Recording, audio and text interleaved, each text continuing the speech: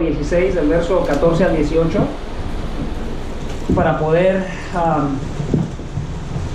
recordar un poquito de lo que se habló. Miramos la parábola del mayordomo infiel, y la predicación de la semana pasada tenía que ver con la importancia del creyente en ser fiel, en cómo invierte su economía aquí en la tierra, porque eso refleja en parte el entendimiento que tiene del Evangelio. Porque la Biblia habla de una morada eterna, que un día vamos a estar ahí y que deberíamos de estar sembrando, preparándonos para poder estar ahí. Que no vivamos de una manera solo pensando en esta tierra. Después de eso tenemos esta porción de las Escrituras, ¿verdad? Que vienen siendo 1, 2, 3, 4, 5 versículos. Son 5 versículos que no son muy específicos. De repente es difícil relacionarlos el uno con el otro porque no tienen mucho contenido cada uno de los versículos. Están más desarrollados en algunas ocasiones, como en Mateo, cuando habla de la ley, cuando habla del adulterio, y aquí solamente te menciono un solo versículo. Entonces la conexión cuesta un poco porque son versículos muy específicos y como que de repente un poco separados el uno del otro. Pero la intención es que esta parte de las Escrituras es como un puente, como una conexión, porque mira dos parábolas, la del mayordomo infiel, e inmediatamente después mira la parábola de un cierto hombre rico y con un pobre, ¿verdad? Y hace un contraste un poquito con un hombre pobre. El hombre pobre se va al cielo, pero el hombre rico despierta en una grande sorpresa, se va al infierno y le cae por sorpresa. Y ya es lo que sucede después. Teníamos que esperar a la siguiente predicación, pero esta porción de las Escrituras, entonces les decía, es como un puente entre las dos, y está muy relacionado todavía un poquito al tema, ¿verdad?, de lo que es la economía, en dónde invertimos nuestro dinero, cómo lo utilizamos. Pero se enfatiza, se desprende un poquito de las dos en el sentido de que enfatiza a lo que es el entendimiento del sistema religioso de este mundo. El sistema religioso le pertenece al hombre, pero el sistema religioso verdadero, si le pudiésemos decir así, le pertenece a Dios. Y hay una diferencia entre los dos. Los fariseos siempre caracterizaron al sistema religioso, aunque había más religiones en ese tiempo. Jesús utilizó a los fariseos más que cualquier otra religión de aquel tiempo, utilizó más su entendimiento para podernos hacer ver la falsedad del sistema religioso de este mundo. Tomé un título que viene de un hombre llamado William Barclay, que se me hizo muy acertado. Me costó a mí tratar de llegar a uno, pero él dice por título en esta porción: la ley que nunca cambia. La ley que nunca cambia. Entonces, para poder empezar esta predicación, te voy a mencionar 3 puntos. El primero de ellos es, Jesús hace una reprensión al sistema religioso. Los fariseos, miras cómo se burlan de Jesús. La segunda cosa habla de la ley y los profetas y cómo había sido la palabra final de Dios en el Antiguo Testamento, porque todavía el Nuevo Testamento no existía. Entonces, hasta ese momento, cuando el Antiguo Testamento ya se comenzaba a escribir en los papeles que ellos tenían, representaba para ellos la palabra final de Dios. Pero después miramos que Jesús viene predicando las buenas nuevas del reino de Dios, y vamos a tratar de entender, ¿verdad?, cómo las dos cosas son una misma cosa. La ley y el reino de Dios, aunque parecen ser dos, son una misma cosa, pues el evangelio está contenido dentro de la ley. El tercer punto, Jesús hace una ilustración entre el divorcio y el adulterio para tratar de ejemplificar la ley, para darle entendimiento a la ley y la comprendamos mejor. Entonces, empezando con la primera, que es la represión al sistema religioso, vayamos al versículo 14 y lo voy a leer para ti. Dice de esta manera: los fariseos, que eran amantes del dinero, oían todas estas cosas. ¿Cuáles cosas? Les acababa de hablar de una parábola acerca del mayordomo infiel, y dice la Escritura que se burlaban de él. Miramos a los fariseos en ocasiones atrás en los evangelios que varios de ellos invitaron a Jesús a su casa. Parecía que estaban más abiertos a poder tener una relación con él, aunque en algunas ocasiones era con una mala intención para cacharlo en alguna cosa mal, pero por lo menos lo invitaban a sus casas. Pero desde semanas atrás hemos estado mirando que ya los fariseos ya no están en una posición muy abierta hacia Jesús. Ya Jesús había sido muy abierto en cuanto a su sistema religioso, los había condenado, que aún la gloria de Dios manifestándose enfrente de ellos, ni aún así querían creer. Entonces, también vemos una actitud muy abierta de los fariseos ya de burlarse de Jesús. La palabra burlarse ahí en el original quiere decir que volteaban su nariz hacia él. Es raro para nosotros entenderlo, ¿verdad? Pero no sé si te ha pasado que tú miras a una persona. En una ocasión me tocó ir a Oakland a hacer un trabajo y volteé a mirar a una persona. Era una parte de la ciudad donde se veía que había muchos problemas de violencia, delincuencia, y volteé a mirar a una persona por curiosidad y me le quedé mirando algunos segundos y la persona como que me volteó a mí diciendo ¿qué me ves? Fue lo que yo interpreté por la pura mirada. Entonces algunos de los gestos que a veces como personas hacemos son suficientes como para poder mostrar un menosprecio o una actitud de retar. Entonces lo que esta actitud representa de burla hacia Jesús ya era una actitud muy abierta, ya era un descaro hacia Jesús, totalmente ya lo menospreciaban. Y en esta ocasión lo menosprecian porque Lucas, nótese que esas palabras del versículo 14 están en negro, ¿verdad? Lucas aquí está dando su opinión por lo que él conocía, por lo que él sabía, no sé decírtelo con exactitud, pero él dice que ellos amaban el dinero y dice que se burlaron de Jesús. Él menciona algo muy particular, ¿verdad?, de los fariseos, y dice que ellos eran amantes del dinero, amantes de la plata. Yo no sé si tú te cuentes como una persona que ama el dinero. Tal vez digas, no, porque no tengo mucho. Pero el amar el dinero no tiene que ver con cantidad que tú tengas. Acuérdate de las dos parábolas que estamos mirando acerca del dinero. Tiene que ver más bien con el manejo del dinero, más que con la cantidad que tú tienes de dinero. Entonces, hablando acerca del amor al dinero, Jesús critica el sistema religioso. El sistema religioso es un sistema que dice que ama a Dios, pero realmente muestra más amor para el dinero que para con Dios. Y nosotros como creyentes debemos de examinarnos en esa área. Si decimos que somos creyentes, pero tenemos una actitud hacia el dinero muy centrada en nosotros mismos y no en el reino de Dios, son alarmas que a nosotros nos ayudan a entender para que no nos engañemos, ¿verdad? Y creamos que verdaderamente sí amamos a Dios, pero realmente no hay ningún reflejo en nuestra vida de que realmente lo amamos.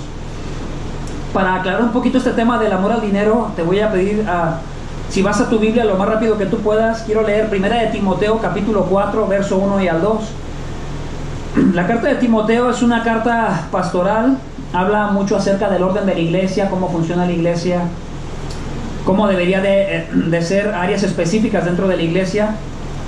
Y muy particularmente en estas cartas, como Timoteo, 1 y 2 y Tito, menciona mucho el tema de los falsos maestros, que representan a los falsos creyentes.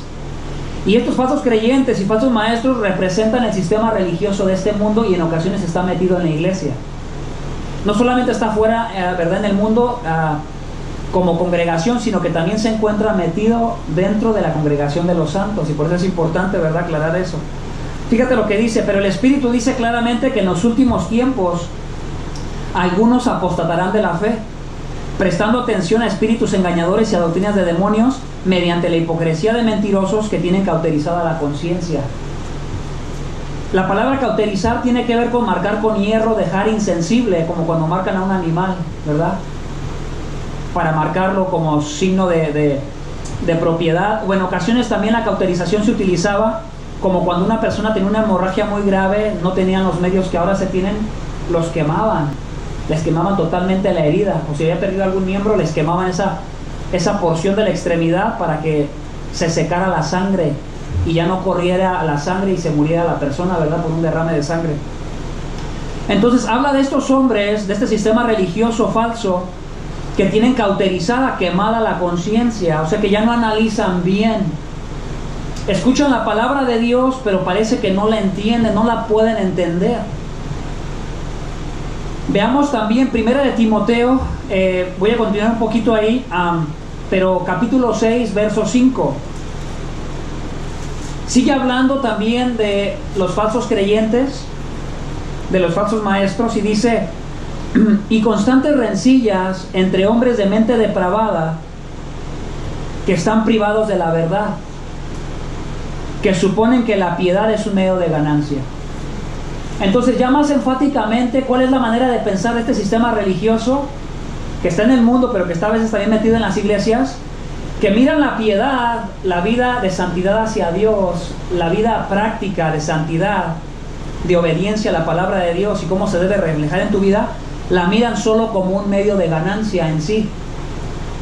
No la miran en realidad como aquello que están buscando como fin en sí, que es poder agradar a Dios, sino que simplemente lo miran como un instrumento que ellos van a poder utilizar para obtener lo que realmente andan buscando.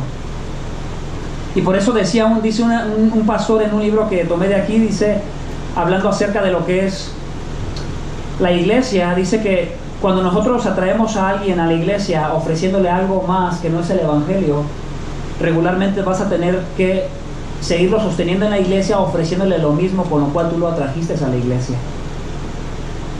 Porque si la razón con la cual tú lo atrajiste no fue el evangelio, no le predicaste el evangelio como debe de ser, muy posiblemente la persona esté engañada y esté solamente tratando de obtener a través de decir que viene a buscar a Dios solamente algo que él ya anda buscando. Y por eso es importante tener cuidado en qué es lo que nosotros ofrecemos o qué es lo que nosotros predicamos cuando predicamos el evangelio. Dice Bobby Jamieson en su libro La Sana Doctrina que la sana doctrina es un resumen de la enseñanza bíblica que es tanto fiel a la Biblia como útil para la vida. La religión verdadera no solamente se necesita sinceridad para creerla. Tú puedes decir que tienes el conocimiento, que te lo sabes de memoria, que tienes el conocimiento correcto, acertado conforme a la Biblia, pero si no hay un deseo de practicar lo que estás aprendiendo, se está convirtiendo solamente en una información dentro de tu cabeza.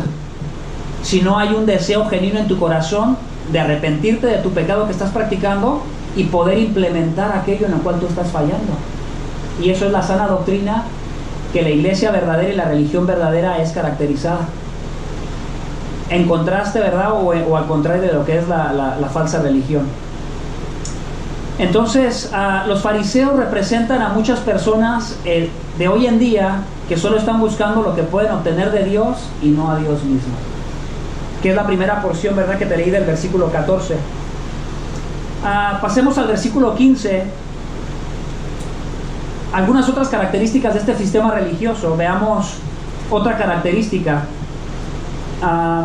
Y él les dijo: vosotros sois los que os justificáis a vosotros mismos ante los hombres, pero Dios conoce vuestros corazones, porque lo que entre los hombres es de alta estima, abominable es delante de Dios. Voy a leerte otra versión, porque esta a mí me costó un poco, tal vez te cueste a ti entenderla. La versión Reina Valera y la Biblia de las Américas son muy parecidas, pero de repente cuesta un poquito más hacer la conexión. Esta versión más moderna dice la versión, se llama Dios llega al hombre. Ustedes tratan de aparecer delante de los hombres como personas muy honestas, pero Dios los conoce muy bien. Lo que la mayoría de la gente considera de mucho valor, para Dios no vale nada. Entonces te acabo de hablar acerca del pensamiento que tiene la religión en este mundo. Un pensamiento que utiliza a Dios como un medio para obtener lo que realmente anda buscando. En este tema lo que estamos manejando es posiblemente nos podemos enfocar en el dinero, pero no necesariamente, ¿verdad? Porque hay otras cosas. En sí hay veces no solamente es el dinero lo que la gente anda buscando, pero muchas veces es lo que puede obtener con el dinero. Y a veces también utiliza el dinero como un medio, ¿verdad?, para alcanzar aquello que su alma anhela o desea. Si me acompañas de favor a Mateo capítulo 5 verso 20. Ahora aparecen, ¿verdad?, en rojo. Te acabo de leer en Lucas capítulo 15, pero en Lucas capítulo 16 verso 15, aquí ya aparece hablando Jesús, porque ya aparecen las letras en rojo. Ahora viene Jesús a dar su opinión del sistema religioso de los fariseos. Y Jesús les dice lo que ya te acabo de leer, ¿verdad? Que ellos son gente que le gusta quedar bien con otra gente, pero delante de Dios eso no tiene valor, porque a veces lo que la gente valora no es lo mismo que lo que Dios valora. Entonces, veamos lo que dice Mateo 5:20. Porque os digo que si vuestra justicia no supera la de los escribas y fariseos, no entraréis en el reino de los cielos. Y comienza a comparar la justicia que el verdadero creyente debería de tener en comparación con la justicia del falso creyente.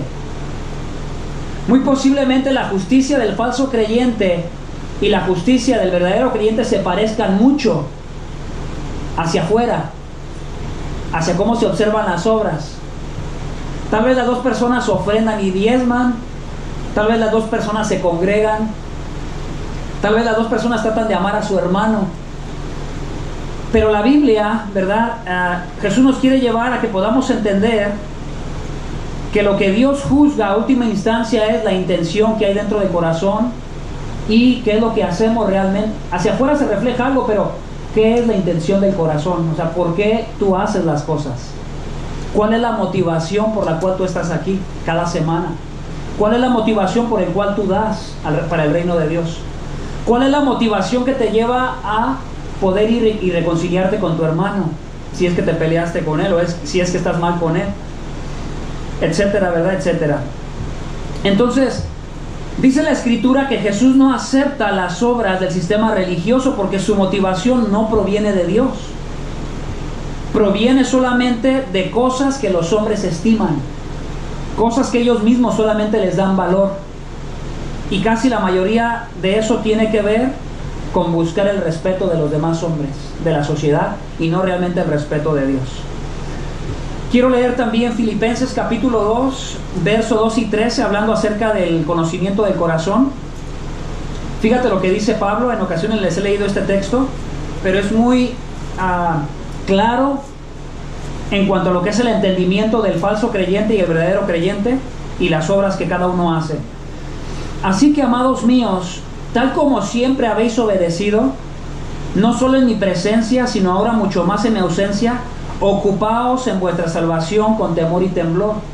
Ocúpate. La versión en inglés lo dice, me gusta más, es muy más clara. Dice workout, como cuando vas al gimnasio, trabaja tu salvación. Mucha gente le ha querido poner este texto gana tu salvación, o cuida tu salvación a tal grado que tú te la puedas ganar. Pero el texto simplemente está diciendo, ¿verdad?, que te ocupes, que te dediques, que te ejercites, que le dediques tiempo.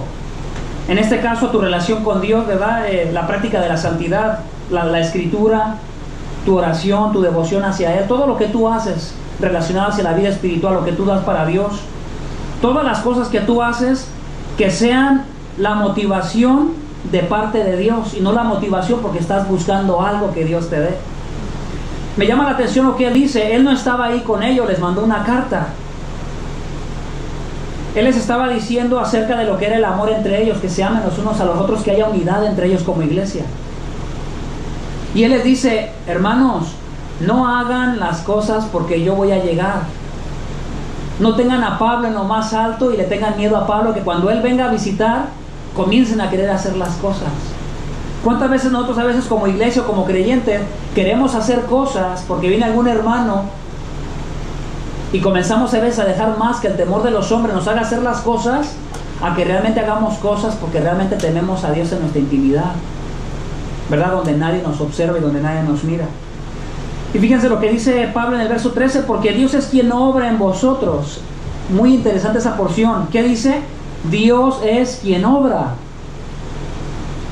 La Escritura no solamente dice que Dios pone palabras en la mente de la persona.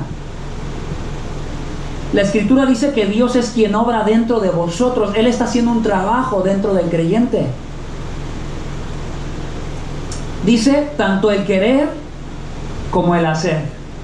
Uno podría pensar, bueno, lo único que Dios hace es trabajar en el interior y poner el querer, pero ya nosotros hacemos totalmente el hacer depende de nosotros. Pero el texto dice que tanto el querer como el hacer vienen de la obra de Dios. Dice para su beneplácito, para el beneplácito de Él, por la voluntad de Él, porque a Él así le plació a Él. Entonces dice el verso 14, fíjate, después de que dice que tanto el querer como el hacer vienen de Él, ahora viene el mandamiento para nosotros en el verso 14. Hagan. Como Dios es el que obra en ti, el querer como el hacer, ahora tú haz. ¿Se dan cuenta? Cómo Dios obra en el interior, quebranta el corazón para un arrepentimiento genuino, lo trae a la fe a Jesucristo, el Hijo de Dios, porque realmente ha comprendido la magnitud de sus pecados, y ahora le pide que haga cosas, ya no para obtener la salvación, Ya no porque ande buscando alguna otra cosa, sino porque realmente ha sido salvo. Y como ha sido salvo ahora, Él entrega todo lo que Él tiene, todo su esfuerzo, toda su energía a poder obedecer lo que Dios le pide. Porque de eso se trata el reino de Dios, de que nosotros, que hemos sido salvos, ahora obedezcamos. Ahora apliquemos lo que estamos aprendiendo.